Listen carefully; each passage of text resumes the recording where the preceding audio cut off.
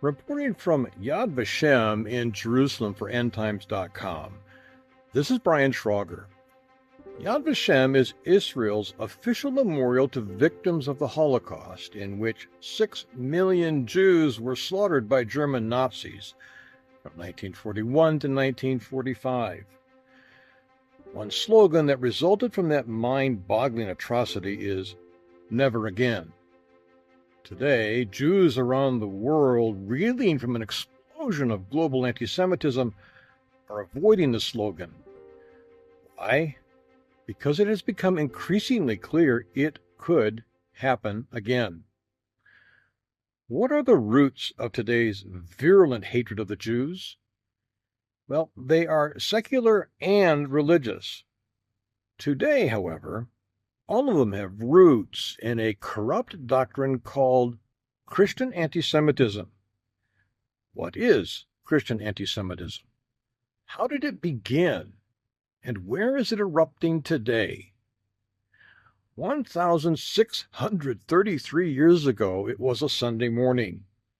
As winter approached, the last vestiges of green were quickly turning brown.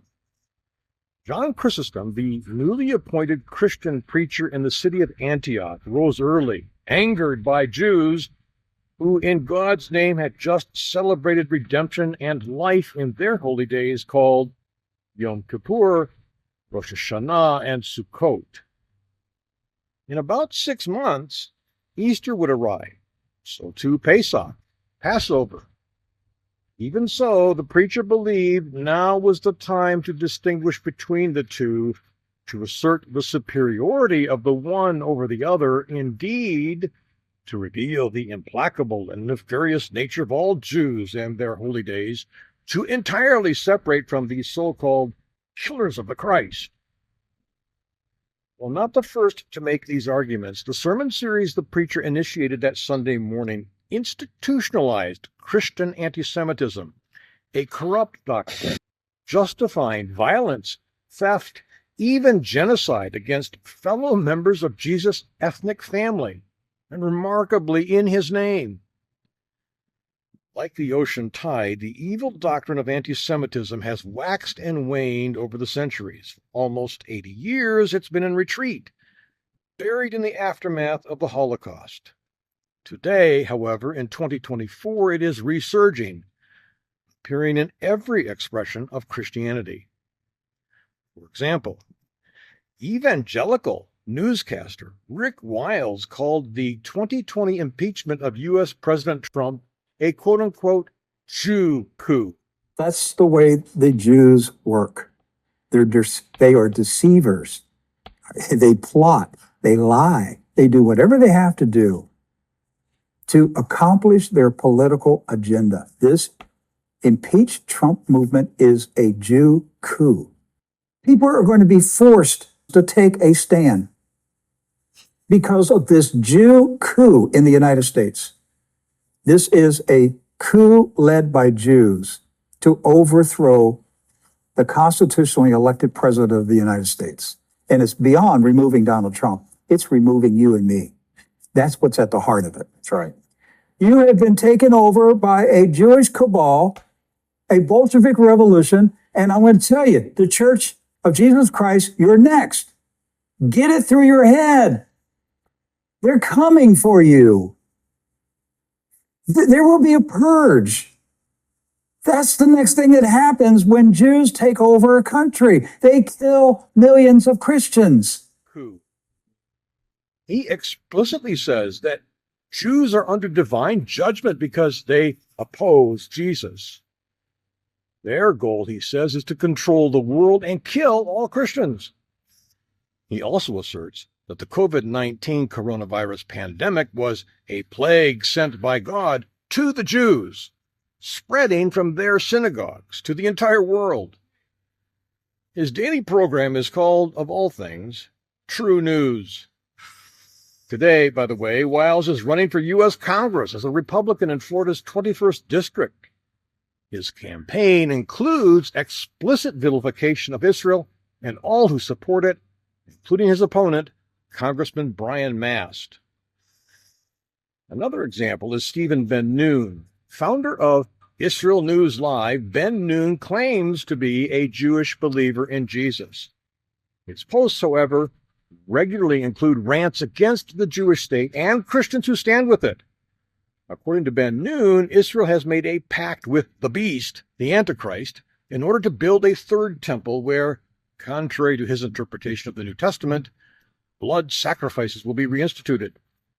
Claiming fluency in Hebrew, he uses the Bible to assert that Israel today seeks to establish a theocratic state in which Christians will be beheaded for their belief in Jesus. Both Ben Noon and Wiles regularly advocate global conspiracy theories as hidden hands behind the coronavirus pandemic and the May 2020 outbreaks of violence across the United States.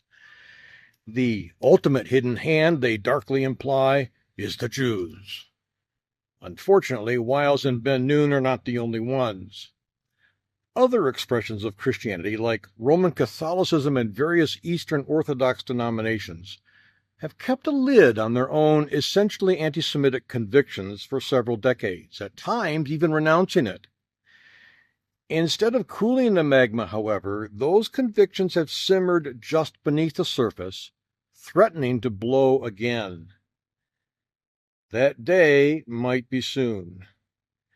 Painting in the classic style and known for his portrayal of Christian themes, Italian artist Giovanni Gasparo unveiled his latest work just in time for Passover in 2020. Naming it The Martyrdom of Saint Simon of Trent for Jewish ritual murder, it is based on a blood libel from the Middle Ages. Lethal Jews are depicted in the slow bloodletting and murder of a Christian child, collecting its blood as an ingredient for the Passover meal. These eruptions of Christian anti-Semitism have not yet gone mainstream, but they are on the verge of doing so.